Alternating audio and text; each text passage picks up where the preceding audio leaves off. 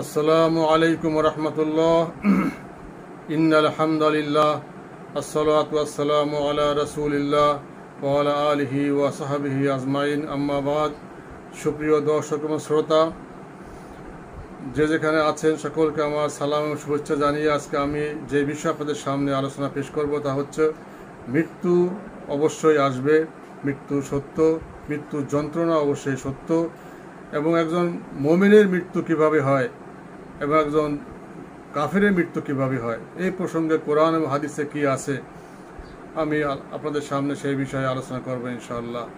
সমস্ত প্রশংসা সে রব্বুল আলামিনের জন্য এবং দরুদ ও সালাম বর্ষিত হোক তার প্রিয় রসুলের প্রতি, আর শেষ পরিণতি মুত্তাকিনদের জন্য।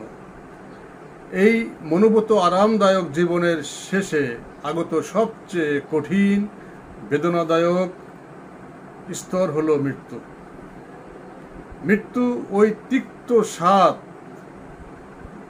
প্রত্যেকটি প্রাণীকে গ্রহণ করতেই হবে। এই ব্যাপারে আল্লাহ রাব্বুল আলামিন সূরা আম্বিয়ার 35 নম্বর আয়াতে বলেছেন, কুল্লু নাফসিন যায়িকাতুল মাউত। প্রত্যেকটি জীবন মাত্রেই মৃত্যুর স্বাদ গ্রহণ করতে হবে। এখানে শব্দটি লাগানো হয়েছে যায়িকাতুন। যায়িকাতুন মাউত, মাউত মানে মৃত্যু, আর যায়িকাতুন মানে স্বাদ গ্রহণকারী। তাহলে প্রত্যেকটা মানুষকেই, প্রত্যেকটা জীবনকেই মৃত্যুর স্বাদ গ্রহণ করতে হবে। এই মৃত্যুর স্বাদ কেমন এটা যারা না মরেছে তারা বুঝবে না, যারা পৃথিবী থেকে বিদায় নিয়ে গেছে তারাই জেনেছে মৃত্যুর স্বাদ কেমন। তবে এই ব্যাপারে কোরআন এবং হাদিসে অনেক কথা এসেছে। বিশেষ করে হাদিসের মধ্যে রাসূল পাক সাল্লাল্লাহু আলাইহি সাল্লাম এই মৃত্যু যন্ত্রণা সম্পর্কে অনেক কথা বলেছেন, আমরা সেটা জানবো ইনশাআল্লাহ। এবং কোরআনের অন্য একটি সূরার মধ্যে, সূরা কাসাসের 88 নম্বর আয়াতের মধ্যে আল্লাহ রাব্বুল আলামিন বলেন, কুল্লু শাইইন হালিকুন ইল্লা ওয়াজহাহু। আল্লাহর সত্তা ব্যতীত সব কিছু ধ্বংস হয়ে যাবে। আল্লাহর সত্তা ব্যতীত যা কিছু আছে সব কিছু ধ্বংসশীল। মৃত্যুর পরে কোনো মানুষ আর ফিরে আসে না। তাই এই মৃত্যু ভয়াবহতা আপনার হুবহু বর্ণনা করা সম্ভব নয়, কারণ মৃত্যুর স্বাদ আমরা কেউ ভোগ করি নেই। আমরা রসুলের মাধ্যমে, হাদিসের মাধ্যমে যা জেনেছি সেটুকুই আমরা বিশ্বাস করি। কিন্তু কোরআন এবং হাদিসে এই মৃত্যুর কঠিনতা, মৃত্যুর ভয়াবহতার ব্যাপারে যা বর্ণিত হয়েছে তা থেকে অনুমান করা হয় যে পৃথিবীর সর্বপ্রকার দুঃখ, ব্যথা, বেদনা, চিন্তা, কষ্ট, বিপদ, আপদ, মুসিবত সব কিছু যদি একত্রিত করা হয়, তারপরেও এই মৃত্যুর কষ্টের কয়েক গুণ বেশি হবে। পৃথিবীর সমস্ত কষ্ট এক জায়গায় করলেও মৃত্যুর কষ্টের সমান হবে না। এই ব্যাপারে সূরা কাফে আল্লাহ তাআলা ইরশাদ করেন, ওয়াজাআত সাকরাতুল মাউত বিল হক।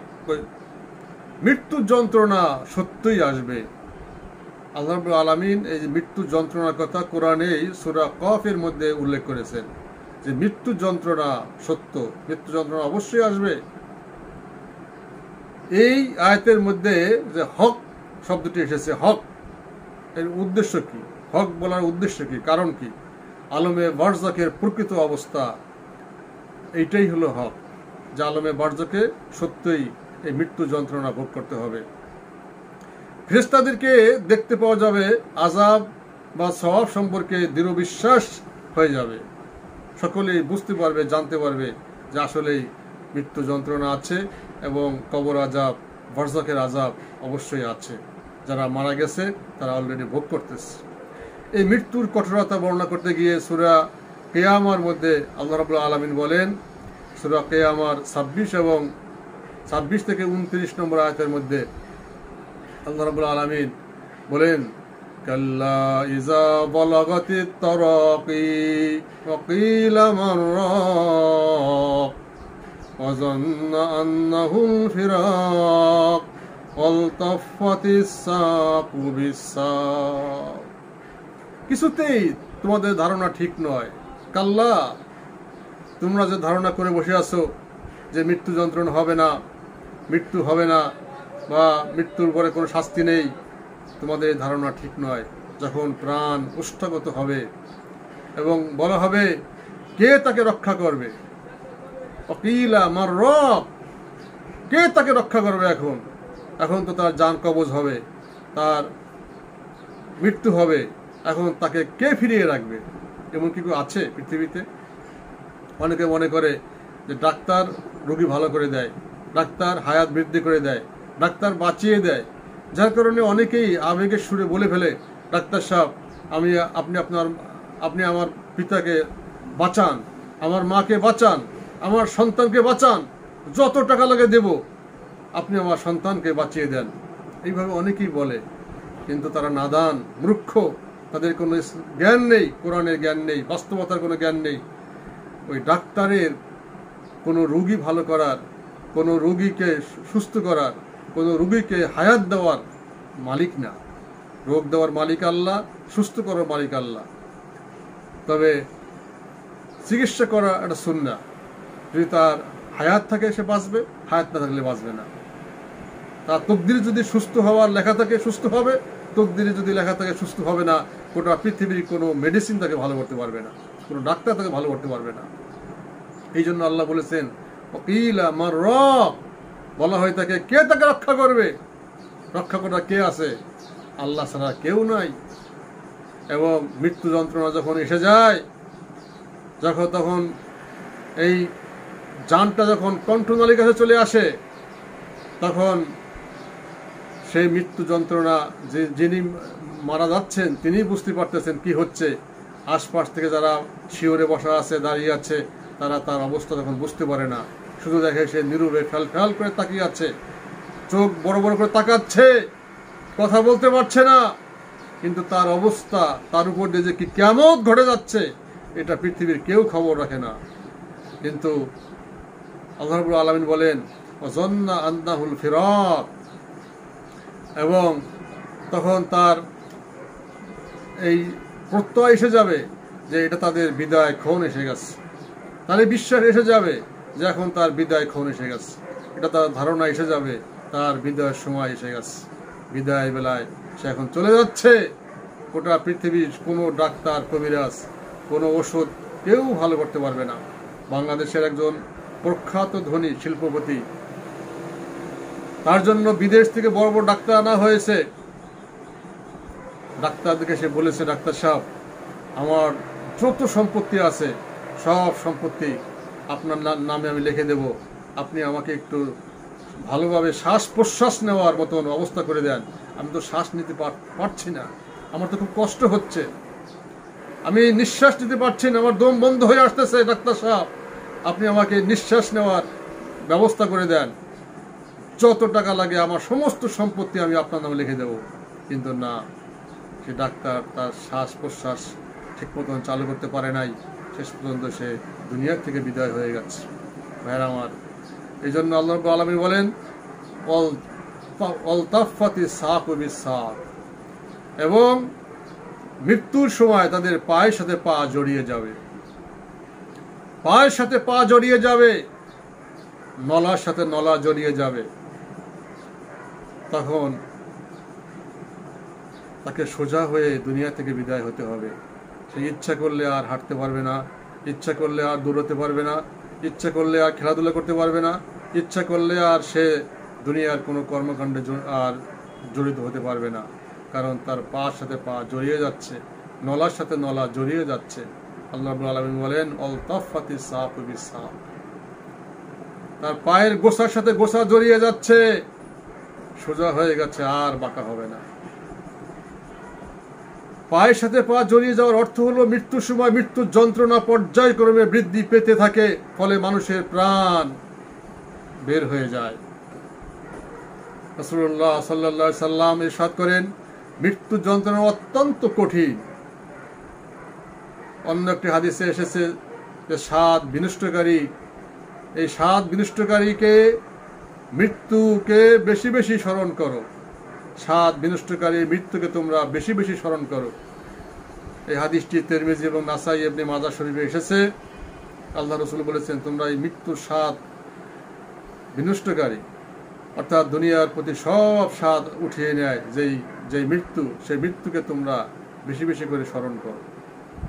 ভাইরা আমার, যেই অসুস্থতায় পতিত হয়ে মৃত্যুবরণ করেন, সেখানে তার অবস্থা সে ছিল যে পানির পাত্র সাথে রাখতেন। রাসূলুল্লাহ সাল্লাল্লাহু আলাইহি সাল্লাম যখন মৃত্যুবরণ করেন, তখন রাসূলুল্লাহ সাল্লাল্লাহু আলাইহি সাল্লামের কাছে পানির পাত্র রাখা ছিল, এবং সেখানে তিনি বারবার হাত ভিজিয়ে চেহারা মুছতেন, তার চাদর দিয়ে কখনো মুখ ঢাকতেন, আবার কখনো তা মুখ থেকে সরিয়ে নিতেন, এবং চাদর দিয়ে মুখ ঢাকতেন, আবার মুখ থেকে সরিয়ে নিতেন। বারবার তিনি এমনই করতেছিলেন। যখন মৃত্যুর যন্ত্রণায় বেহুশ হয়ে যাওয়ার উপক্রম হতেন, তখন তিনি তার চেহারা থেকে ঘাম মুছতেন আর বলতেন, সুবহানাল্লাহ সুবহানাল্লাহ, ইন্না লিল মাউতি লাসাকারাত, সুবহানাল্লাহ। মৃত্যু যন্ত্রণা বড় কঠিন, মৃত্যু যন্ত্রণা বড় কঠিন। এই হাদিসটি বুখারী শরীফের মধ্যে এসেছে। আল্লাহ রসুল নিষ্পাপ ছিলেন, তার কোনো গুনাহ ছিল না। আল্লাহর প্যারা হাবিব, আল্লাহর বন্ধু, আল্লাহর রসুল, তার অবস্থা যদি এরকম হয়ে থাকে, তাহলে আমরা যারা পাপী, আমাদের এই পাপীদের অবস্থা কি হবে? এই কথা চিন্তা করলে মাথা ঠিক থাকে না। হযরত আয়েশা রাদিয়াল্লাহু তাআলা আনহা বলেন, নবী করিম সাল্লাল্লাহু আলাইহি সাল্লামের মৃত্যু যন্ত্রণা দেখার পর কারো মৃত্যু যন্ত্রণা আমার নিকট আর কঠিন মনে হতো না। এই হাদিসটি বুখারী শরীফের মধ্যে এসেছে। জীবনের শেষ পর্যায়ে এসে রাসূলুল্লাহ সাল্লাল্লাহু আলাইহি সাল্লামের জবানে অস্পষ্টতা এসে গিয়েছিল। মিশর বিজয় সাহাবী আমর ইবনুল আস রাদিয়াল্লাহু তাআলা আনহু বারবার বলতেন যে ওই সমস্ত লোকদেরকে দেখে আমার আশ্চর্য লাগে যে মৃত্যুর সময় যাদের হুঁশ জ্ঞান ঠিক থাকে, অথচ তারা কেন যেন মৃত্যুর হাকিকত বর্ণনা করে না।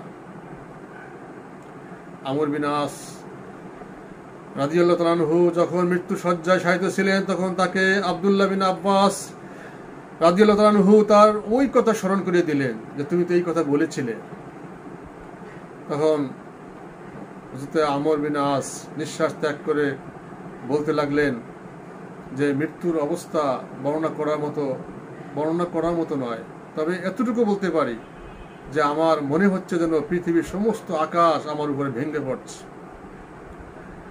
আর আমি এই উভয়ের মাধ্যমেই আমি প্রেষিত হচ্ছি, যেন আকাশটা আমাকে যেতে যেতে আমাকে পিষে মেরে ফেলতে যাচ্ছে, এবং আমার কাঁধে মনে হয় কোনো পাহাড় রাখা হয়েছে, আর পেটে খেজুরের কাঁটা ভরে দেওয়া হয়েছে।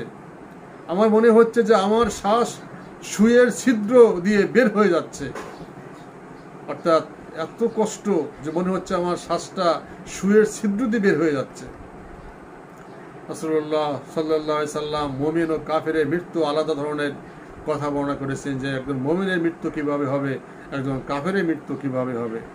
যার সারসংক্ষেপ এই, যখন মুমিনের মৃত্যুর সময় হয়, তখন সূর্যের ন্যায় আলোকময় চেহারা সম্পন্ন ফেরেশতা জান্নাত থেকে সুগন্ধময় রেশমি কাফন সাথে নিয়ে এসে মুমিন ব্যক্তিকে সালাম করে, সুবহানাল্লাহ সুবহানাল্লাহ। মালাকুল মউত মৃত্যু ব্যক্তিকে এসে, মুমিন ব্যক্তিকে এসে প্রথম সালাম দেয়। সালাম বিনিময় করার পরে মালাকুল মউত তার রূহ কবজ করার পূর্বেই তাকে সুসংবাদ দেয়, এবং সুসংবাদ দিতে গিয়ে বলে, হে পবিত্র আত্মা, তুমি খুশি হও, তোমার জন্য রয়েছে আল্লাহর রহমত এবং জান্নাতের নিয়ামত সমূহ। এই সুসংবাদ শুনে মুমিন ব্যক্তির অন্তর আল্লাহর নিকট যাওয়ার জন্য উদ্গ্রীব হয়ে যায়, সুবহানাল্লাহ ওয়া বিহামদিহি। আর মুমিন ব্যক্তির আত্মা তার শরীর থেকে এমন ভাবে বের হয় যেন কোনো পানির বোতলের মুখ খুলে দিলে সেই পানির বোতল থেকে পানি যেভাবে ঢেলে দিলে পড়ে যায়, ওইভাবে যেন তার শরীর থেকে তার রূহটা ওইভাবে বের হয়ে যায়, সুবহানাল্লাহ। ফেরেশতা রূহ কবজ করার পর সেই রূহকে সুগন্ধময় সাদা রেশমি কাপড়ে জড়িয়ে আকাশের দিকে নিয়ে যায়। তখন মুমিন ব্যক্তির রূহ থেকে এত বেশি সুগন্ধ বের হয় যে আকাশের ফেরেশতাগণ অনুভব করে, একে অপরকে বলতে থাকে যে কোন মুমিন ব্যক্তির রূহ তোমরা উপরে নিয়ে আসতেছো, আমাদেরকে বলো।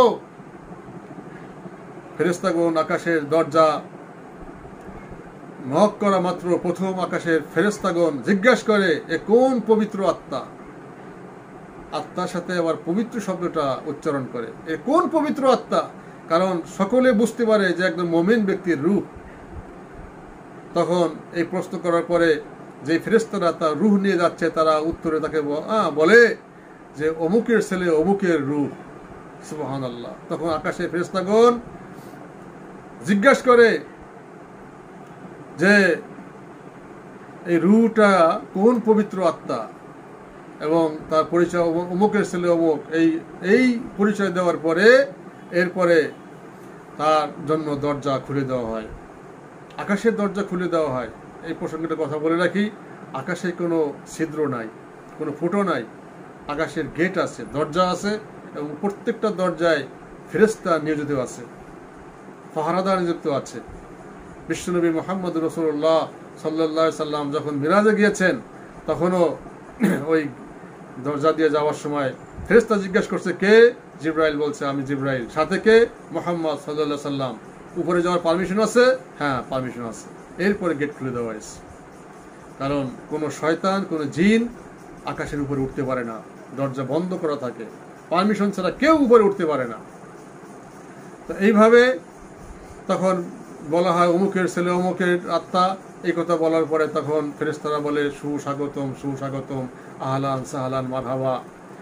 এবং ওই পবিত্র আত্মাকে আল্লাহর রহমত ও নিয়ামতের সুসংবাদ দেওয়া হয়।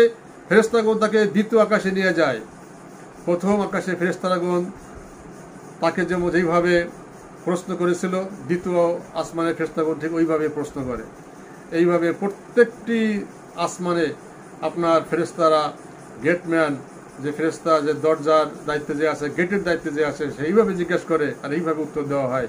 এইভাবে আপনার প্রথম আসমান থেকে সপ্তম আসমান পর্যন্ত রূহ পৌঁছে যায়। ওখানে পৌঁছার পর আল্লাহ তাআলার পক্ষ থেকে নির্দেশ আসে, আমার বান্দার নাম ইল্লিনে লিখে রাখো। ইল্লিন হচ্ছে উচ্চ মর্যাদা সম্পন্ন লোকদের তালিকা যেখানে থাকে, অর্থাৎ উচ্চ মর্যাদা সম্পন্ন মুমিনদের রূহ যেখানে থাকবে সেটার নাম হচ্ছে ইল্লিন। আর জাহান্নামীদের কাফের মুশরিকদের রূহ থাকবে ছিজ্জিনে। ইল্লিন হচ্ছে 7 আসমানের উপরে, আর সিজ্জিন হচ্ছে 7 জমিনের নিচে। অর্থাৎ মুমিনদের রূহ থাকবে ইল্লিনে 7 আসমানের উপরে, যে ইল্লিনটা হচ্ছে আপনার জাহান্নামের একটা টুকরা। জাহান্নামের আলো বাতাস ভোগ করবে, নিয়ামত ভোগ করবে, জান্নাতের আলো বাতাস নিয়ামত ভোগ করবে। আর সিজ্জিন হচ্ছে 7 তবক জমিনের নিচে, এটা জাহান্নামের একটি টুকরা, যেখানে জাহান্নামীদের রূহ যেখানে থাকবে এবং জাহান্নামীদের সেই জাহান্নামের শাস্তিও তারা সেখানে ভোগ করবে। কবরে আগন্তুক ফেরেশতাগণ এরপরে তাকে বলা হবে যে ঠিক আছে, আমার এই বান্দার রূহকে ইল্লিনের খাতায় লিখে রাখো এবং তাকে আবার পুনরায় দুনিয়ায় ফেরত পাঠিয়ে দাও।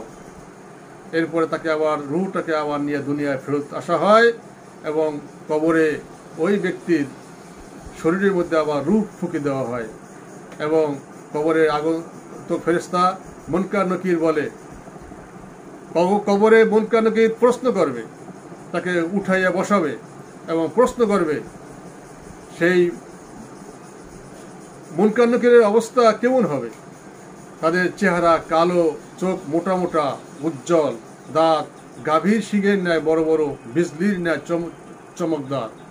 ওই দাঁত দিয়ে মাটি ঘষতে ঘষতে এসে কর্কশ স্বরে বলবে, জিজ্ঞেস করবে মার রব্বুকা, তোমার রবকে, তোমার মালিককে, মান দীনুকা, তোমার মান নবীকা, তোমার নবীকে। এরপরে জিজ্ঞেস করবে মা দীনুকা, তোমার দিন কি ছিল। কবরে অন্ধকার, কবরে একাকিত্ব, মুনকার নাকিরের ভয়ানক চেহারা দেখা সত্ত্বেও মুমিন ব্যক্তি কোনো প্রকারের ভয় অনুভব করবে না, কোন রকম ভয় অনুভব করবে না। কারণ তাদেরকে বলা হয়েছে তারা দুনিয়াও চিন্তা করবে না, আখিরাতেও দুনিয়া তারা ভয় পাবে না, আখিরাতে কোনো চিন্তা করবে না। মুমিনদের কোনো ভয় নেই, দুনিয়া কোনো ভয় নেই, আখিরাতে কোনো ভয় নেই। এই জন্য তারা ভয় পাবে না। মুমিন যারা, তারা কবরের মধ্যে এই ফেরেশতাকে দেখে ভয় পাবে না, এবং বরং ধীর স্থিরতার সাথে মুনকার নাকিরের প্রশ্নের সে উত্তর দেবে। প্রশ্নের উত্তর দেওয়ার সময় কোনো কোনো ইমানদারের অবস্থা এমন হবে যে তার নিকটে মনে হবে যেন সূর্য অস্তমিত হওয়ার সময় হয়ে গেছে। তাই মুমিন ব্যক্তি ফেরেশতাদের প্রশ্নের উত্তরে বলবে, আমাকে একটু সময় দাও, আমাকে একটু নামাজ পড়তে দাও, আমি নামাজটা পড়ে নেই, এরপর আমি তোমাদের প্রশ্নের উত্তর দেব। সুবহানাল্লাহি ওয়া বিহামদিহি। ফেরেশতারা বলবে, এখানে নামাজ পড়তে হবে না, আর নামাজ পড়তে হবে না। যখন সে অনুভব করবে যে এটা নামাজ আদায়ের স্থান নয়, তখন সে মুনকার নাকিরের প্রশ্নের উত্তর দেওয়া শুরু করবে। প্রশ্ন উত্তরের পর জাহান্নামের দিকে একটি ছিদ্র করে মুমিন ব্যক্তিকে ওই জাহান্নামের আগুন দেখানো হবে। কবর থেকে জাহান্নামের মধ্যে একটা সুড়ঙ্গ করে দেওয়া হবে।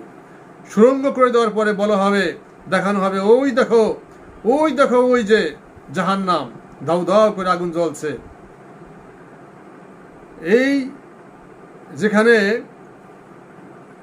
যেখানে তুমি যদি আল্লাহকে না মানতে, তাহলে ওই জাহান্নামে তুমি যাইতে, ওই জাহান্নাম তোমার ঠিকানা হইতো। যেহেতু তুমি আল্লাহকে মেনেছো, নেক আমল করেছো, আল্লাহর গোলামি করেছো, আল্লাহর হুকুম মোতাবেক চলেছো, অতএব আল্লাহ রাব্বুল আলামিন তোমাকে তার দয়া এবং অনুগ্রহের মাধ্যমে, রহমতের মাধ্যমে ওই জাহান্নাম থেকে তোমাকে রক্ষা করেছে। এরপরে ওই মুমিন ব্যক্তির কবর থেকে জান্নাতের একটা সুড়ঙ্গ করে দেওয়া হবে, ছিদ্র করে দেওয়া হবে, দরজা খুলে দেওয়া হবে, যার ফলে মুমিন ব্যক্তি জান্নাতের নিয়ামত সমূহ দেখে আনন্দ অনুভব করবে। ওই সময় মুমিন ব্যক্তিকে জান্নাতে তার বাসস্থান দেখানো হবে, যে ওই তোমার ঠিকানা, তুমি এখন ওই ঠিকানায় থাকবে, ওই জান্নাতে থাকবে।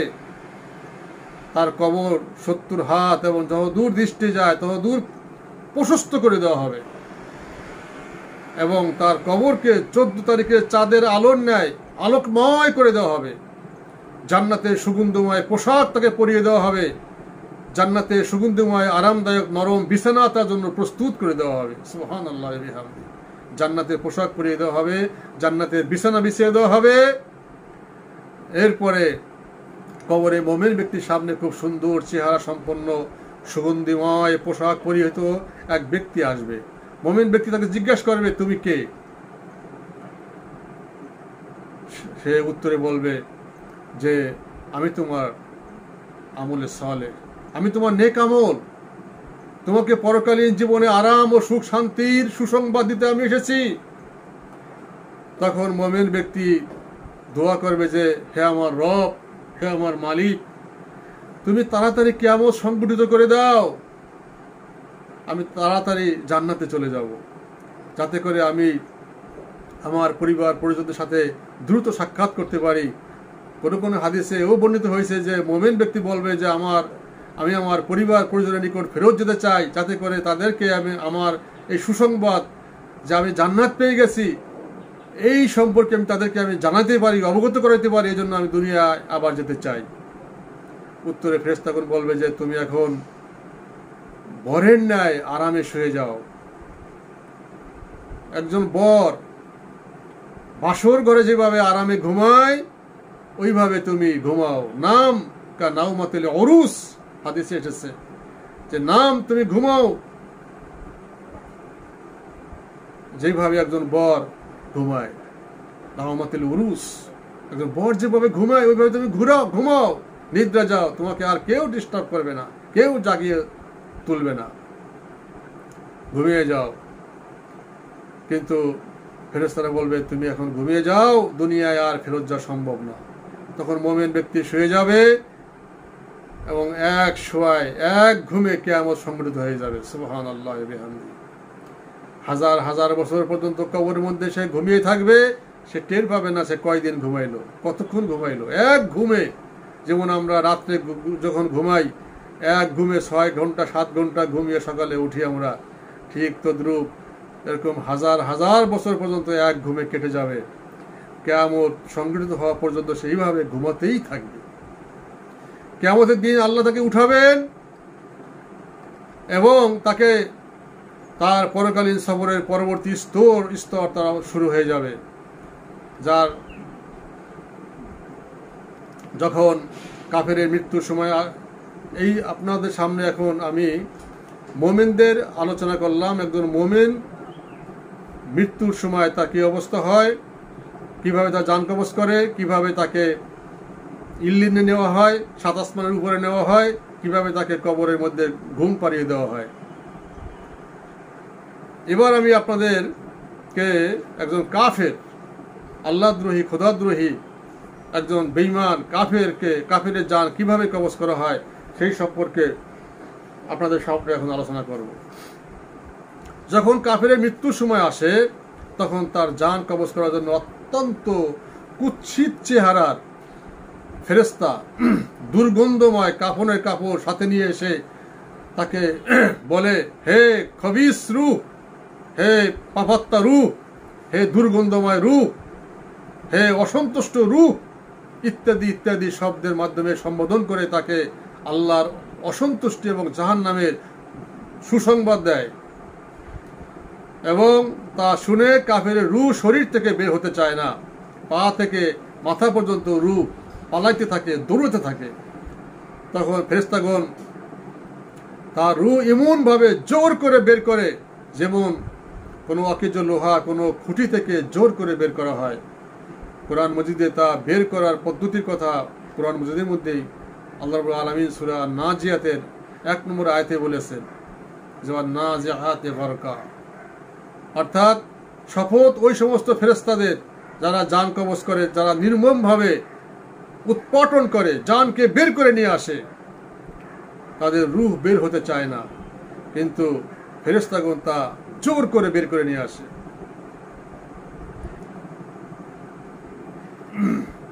আল্লাহ রাব্বুল আলামিন সূরা আনআমের 93 নম্বর আয়াতে বলেছেন, ওয়ালাউ তারা ইযিজ যালিমুনা ফি গামরাতিল মাউত, আর যদি তুমি দেখতে পেতে ওই সময়ের অবস্থা যখন জালিমরা মৃত্যুর সংকটে পতিত হবে। গামরাতিল মাউত, মৃত্যুর সংকটে পতিত হবে যখন জালিমরা। ইযিজ যালিমুনা ফি গামরাতিল মাউত, জালিমরা যখন মৃত্যু সংকটে পতিত হবে সেই অবস্থা যদি আপনি দেখতে পেতেন যে তখন ফেরেশতারা কি করে।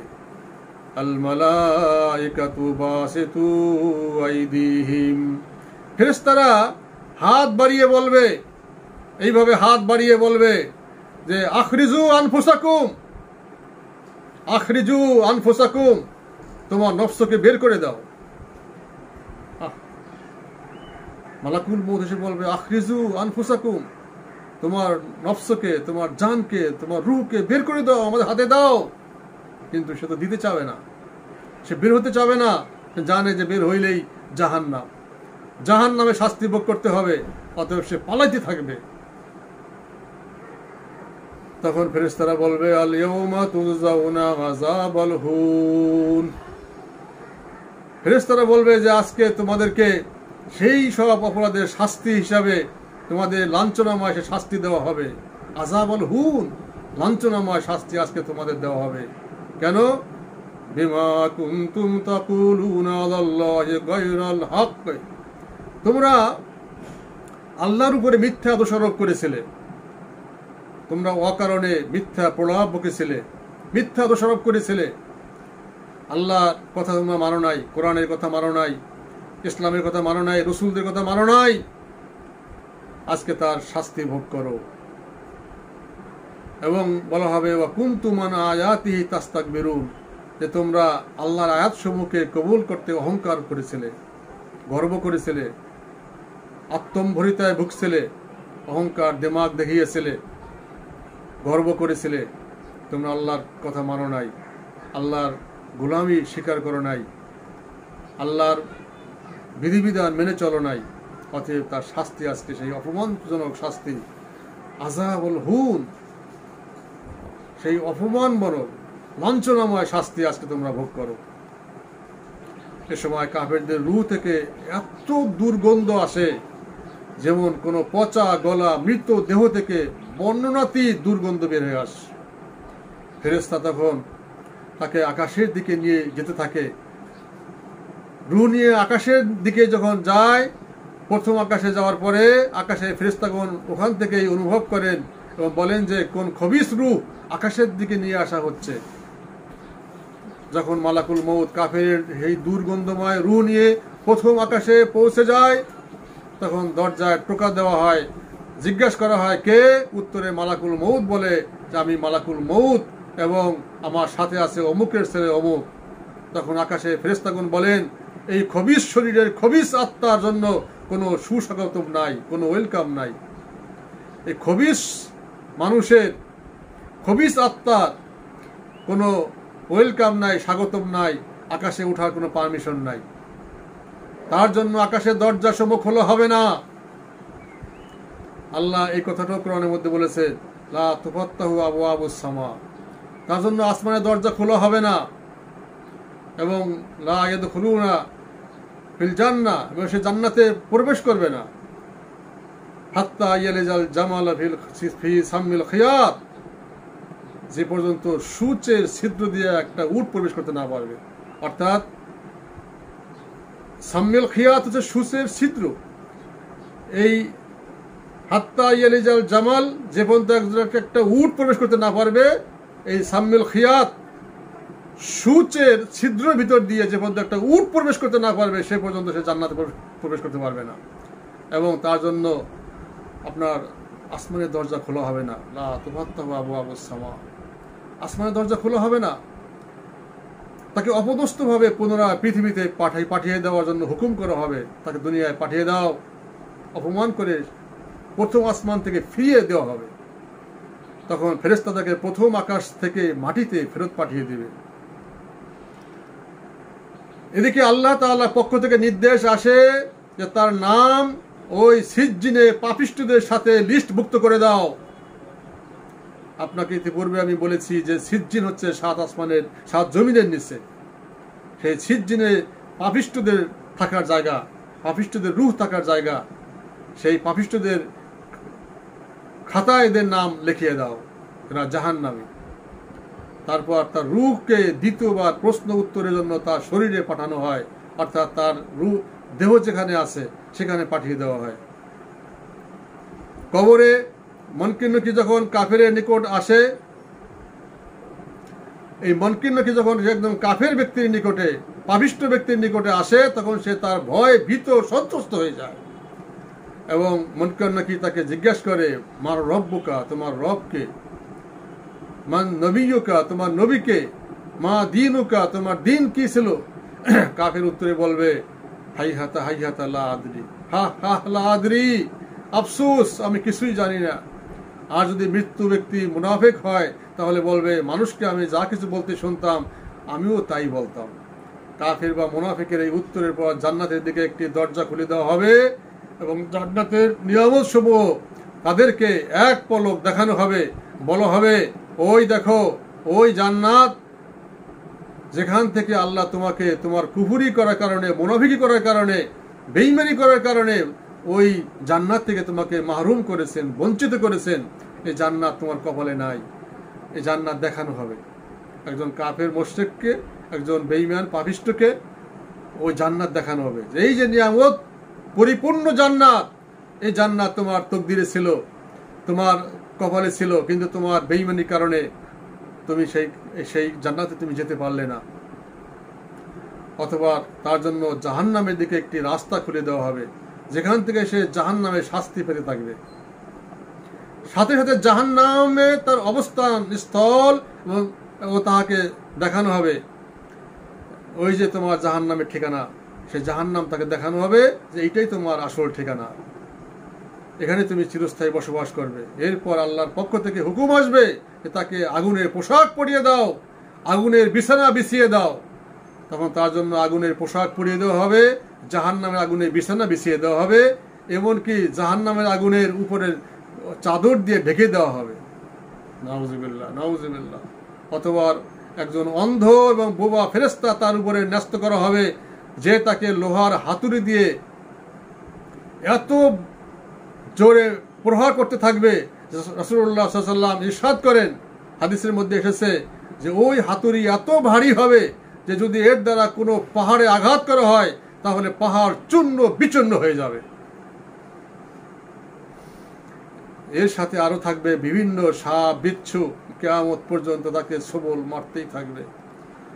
রাসূলুল্লাহ সাল্লাল্লাহু আলাইহি ওয়াসাল্লাম ইরশাদ করেন, কবরের সাপ বিচ্ছু এত বিষাক্ত হবে যে তা যদি জমিনে একবার নিঃশ্বাস ত্যাগ করে তাহলে জমিনে আর কোনোদিন ঘাস উৎপন্ন হবে না। এই সমস্ত আযাবের সাথে কাফেরকে আরো একটি অতিরিক্ত আযাব দেওয়া হবে, আর তা হলো কবরের দুই পাশের মাটি তাকে বারবার চাপতে থাকবে। এমন ভাবে চাপ দেবে যে হাদিসের মধ্যে আসছে যে এক পাশের হাড় আর এক পাশের হাড়ের মধ্যে এইভাবে ঢুকে যাবে, যার ফলে তার এক পাশের হাড্ডি অপর পাশে এমন ভাবে ঢুকেই পড়বে। এই সমস্ত আযাব কিয়ামত পর্যন্ত সে ভোগ করতেই থাকবে। কবরে আযাবের পাশে এক কুৎসিত চেহারা সম্পন্ন আপনার দুর্গন্ধময় ভীতিকর এক ব্যক্তি আসবে। তাকে দেখে কাফের বলবে, তুমি কে? সে বলবে, আমি তোমার আমল। তুমি দুনিয়ায় যে কাজ করেছো, যে কর্ম সম্পাদন করেছো, আমি তোমার সেই আমল। তোমাকে তোমার খারাপ পরিণতির কথা জানাতে এসেছি। কাফের ভীত সন্ত্রস্ত হয়ে বলবে, হে আমার রব, কিয়ামত সংগঠিত করিও না, কিয়ামত সংগঠিত করিও না, কারণ কিয়ামত সংগঠিত হলেই তবে জাহান্নামে নিক্ষিপ্ত হব। এই কাফের মৃত্যুর পর থেকে সে শাস্তির সমূহে সে নিপতিত থাকবে। আল্লাহ তাআলা তার দয়া এবং অনুগ্রহে সমস্ত মুসলমানদেরকে কবরে আযাব থেকে রক্ষা করুন, আমিন। প্রশ্ন উত্তরের পর মুমিন ব্যক্তির রূহ ইল্লিনে রাখা হয়, আর কাফের এবং মুনাফিকের রূহ সিজ্জিনে রাখা হয়। ইল্লিন আপনার ইল্লিনের নাম, এবং যেখানে ঈমানদারগণ নাম লেখা হয়, ঈমানদারগণের রূহ যেখানে থাকে, এবং তা স্থানের নাম যেখানে ঈমানদারদের রূহ কিয়ামত পর্যন্ত সংরক্ষিত থাকবে, সেই ইল্লিনে। অনুরূপভাবে সিজ্জিনে আপনার কাফের মুশরিকদের নাম লেখা হয়, এবং সেই কাফের মুশরিকদের রূহ কিয়ামত পর্যন্ত সেই সিজ্জিনে থাকবে, এবং এই স্থানের নাম আপনার সিজ্জিন, যেখানে কাফের মুশরিকদের রূহ আপনার বন্দী অবস্থায় কিয়ামত পর্যন্ত থাকবে। এই কঠিনতম স্থান কবর, যে ব্যাপারে রাসূলুল্লাহ সাল্লাল্লাহু আলাইহি সাল্লাম বলেছেন, আমি কবরের চেয়ে কঠিনতম স্থান আর কোথাও দেখি নাই। ওই কবরে ফিতনা থেকে আশ্রয় প্রার্থনা করা, তিনি তার সাহাবাগণকে শিক্ষা দিতেন যে তোমরা ওই কবরের ফিতনা থেকে আল্লাহর কাছে আশ্রয় প্রার্থনা করো, আল্লাহর কাছে আশ্রয় চাও, যে তোমরা তা থেকে আল্লাহর নিকটে আশ্রয় চাও। হযরত আব্দুল্লাহ ইবনে আব্বাস বলেন যে রাসূলুল্লাহ সাল্লাল্লাহু আলাইহি সাল্লাম আমাদেরকে কবরের ফিতনা থেকে আশ্রয় চাওয়ার জন্য দোয়া করতে বলতেন, দোয়া শিক্ষা দিতেন, যেভাবে কোরআনের আয়াত শিক্ষা দিতেন। একদিন আল্লাহ রসুল খুতবা দিতে গিয়ে সাহাবাগণকে সতর্ক করে দিয়ে বললেন যে তোমরা কবরের দাজ্জালে ফিতনার মতো পরীক্ষায় পতিত হবা। একথা শোনার পর সাহাবায়ে কেরাম এত ভীত সন্ত্রস্ত হয়ে গেলেন যে তারা কাঁদতে শুরু করে দিলেন। আমিরুল মুমিনিন ওসমান রাদিয়াল্লাহু তাআলা আনহু কবরের কথা স্মরণ হলে এত কাঁদতেন যে তার দাড়ি ভিজে যেত, কাঁদতে কাঁদতে তার দাড়ি ভিজে যেত। তিনি বলতেন, কবর আখিরাতের মঞ্জিল সমূহের সর্বপ্রথম মঞ্জিল, যে এখান থেকে মুক্তি পাবে তার জন্য পরবর্তী মঞ্জিল সমূহ সহজ হবে, আর যে এখান থেকে মুক্তি না পাবে তার জন্য পরবর্তী মঞ্জিল সমূহ আরো কঠিন হবে। এই হাদিসটি তিরমিজি শরীফে এসেছে। হযরত ওমর কবর এবং আখিরাতের কথা স্মরণ করে এত কাঁদতেন যে তার চেহারা দুটি কালো দাগ পড়ে গিয়েছিল। হযরত আবু যর গিফারি মৃত্যু এবং বারজাখের জিন্দেগির ব্যাপারে রাসূলুল্লাহ সাল্লাল্লাহু আলাইহি ওয়াসাল্লামের খুতবা শুনে আফসোস করে বলতে লাগলেন যে হায় হায়, যদি আমি কোনো বৃক্ষ হতাম তাহলে তো আমার জন্য কতই না ভালো ছিল, আমার কোনো হিসাব দেওয়া লাগতো না, যে এক সময় মালিক আমাকে কেটে ফেলতো আর আমার জীবনের সমাপ্তি হয়ে যেত। হযরত আবু হুরায়রা যখন মৃত্যুর সময় হতো, হযরত আবু হুরায়রার যখন মৃত্যুর সময় এসে গেল তখন তিনি কাঁদতে লাগলেন। লোকেরা জিজ্ঞাসা করলো যে আবু হুরায়রা, পৃথিবী ছেড়ে চলে যাচ্ছ তাই কাঁদতেছো? উত্তরে তিনি বললেন, না, বরং দীর্ঘ সফরে স্বল্প পাথেয়র কারণে কাঁদছি, যে আমার সে তো দীর্ঘ সফর, আমার পাথেয় সম্বল তো খুব অল্প, এত অল্প সম্বল নিয়ে আমি কিভাবে যাব। চিন্তা করেন, আবু হুরায়রার মতন জলিল কদর সাহাবী সে যদি এই কথা বলতে পারে, তাহলে আমাদের আমল কোথায়? তিনি বলতেছেন, ওই ভয় আমি কাঁদতেছি। আমি এমন এক সন্ধ্যায় এসে উপনীত হয়েছি যার সামনে রয়েছে জান্নাত অথবা জাহান্নাম, কিন্তু আমি জানি না যে আমার ঠিকানা কোথায়। হযরত আবু বকর সিদ্দিক রাদিয়াল্লাহু তাআলা আনহু মউত এবং কবরের ভয়ে এত ভীত সন্ত্রস্ত থাকতেন যে তা বোঝা যাবে আপনার তার একটি কথায়। তিনি বলতেন, হে আমার রব, কি হবে আমার অবস্থা? সৎ আমল আমার তো নেই, অসৎ আমল অসংখ্য, পাথেও স্বল্প। কবরের কঠিন ঘাটিকে আমাদের পূর্বসূরীরা যতটা ভয় পেত, আজ আমরা তা থেকে অনেকটা অন্যমনস্ক, অনেকটা নির্ভয় হয়ে আছি, অনেকটা গাফিল হয়ে আছি। পৃথিবীর রং তামাশায় আমরা এতটা মত্ত হয়ে গেছি যে ভুলেও কখনো কবরের কথা মনে করি না। আমাদের এই অন্যমনস্কতায়, গাফলতির ব্যাপারে কোরআন কারীমের এদিকে একটা দিক নির্দেশনা দেওয়া হয়েছে। আল্লাহ রাব্বুল আলামিন সূরা আম্বিয়ার 1 নম্বর আয়াতে বলেন, ইকতারাবা লিন-নাসি হিসাবুহুম, মানুষের হিসাব নিকাশের সময় আসন্ন হয়ে গেছে, কিন্তু হুম ফি গাফলাতিন মুরিজুন, কিন্তু তারা উদাসীনতায় অন্যমনস্ক হয়ে আছে। আল্লাহ বলছেন, ইকতারাবা লিন-নাসি হিসাবুহুম, মানুষের হিসাব নিকাশ দেওয়ার সময় হয়ে গেছে, অথচ মানুষ অহুম ফি গাফলাতিন মুরিজুন, অথচ সেই মানুষ উদাসীনতায় বিভোর হয়ে আছে, গাফলাতির ঘুমে নিদ্রায় সে বিভোর হয়ে আছে, অন্যমনস্ক হয়ে আছে। এই চিন্তা তার নাই যে তার একদিন কিয়ামতের ময়দানে আল্লাহর সামনে দাঁড়াতে হবে, হিসাব দিতে হবে, হিসাব দিতে না পারলে জাহান্নামে যেতে হবে, এই ভয় আমাদের অন্তরের মধ্যে নাই। এটা আল্লাহ কোরআনের মধ্যে সূরা আম্বিয়ার 1 নম্বর আয়াতে বলে দিয়েছেন। আল্লাহ তার দয়ায় আমাদের প্রতি অনুগ্রহ করুন, মেহেরবানি করুন ও মৃত্যুর পূর্বে আমাদেরকে কবরের কঠিন ঘাটি থেকে পার হওয়ার প্রস্তুতি নেওয়ার তৌফিক দান করুন, আমিন। যদি আমরা আল্লাহ যদি তৌফিক না দেয়, মেহেরবানি না করে, তাহলে কবরে এবং হাসরের ময়দানে বাঁচার কোনো পথ নাই, জাহান্নাম থেকে রক্ষার কোনো পথ নাই। আল্লাহ রসুল নিজেও বলেছেন যে আল্লাহর রহমত ছাড়া কেউ জান্নাতে যেতে পারবে না। প্রশ্ন করা হলো, ইয়া রাসূলুল্লাহ, আপনিও না? আল্লাহ রসুল বললেন, না, আমিও না। সুবহানাল্লাহ। অতএব হে আল্লাহ, তোমার রহম দিয়া, তোমার দয়া দিয়া, তোমার মেহেরবানি দিয়া তুমি আমাদেরকে জাহান্নাম থেকে রক্ষা করো এবং জান্নাত দিয়া দিও।